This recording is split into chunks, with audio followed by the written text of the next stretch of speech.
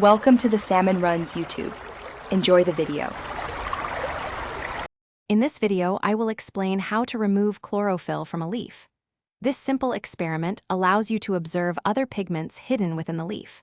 We'll walk through each step, from preparing your leaf to the final observation. You'll need just a few common household items to complete this fascinating demonstration.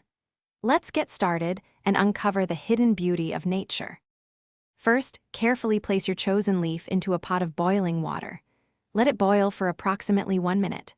This initial step is crucial because the hot water helps to break down the leaf's tough cell walls. It also softens the waxy outer layer, making it easier for the chlorophyll to be extracted in the next stage. Always handle hot water with care. Next, carefully remove the softened leaf from the boiling water and transfer it into a beaker containing rubbing alcohol.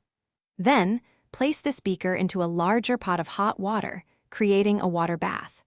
As the alcohol warms, you'll notice the green chlorophyll beginning to leach out of the leaf and into the alcohol.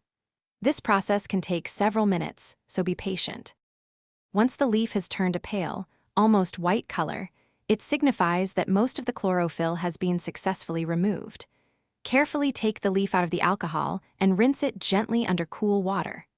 Remember, alcohol is flammable, so always ensure you are working in a well-ventilated area and away from open flames. Now you can clearly see the other pigments. Thanks for watching. Consider subscribing if we helped you.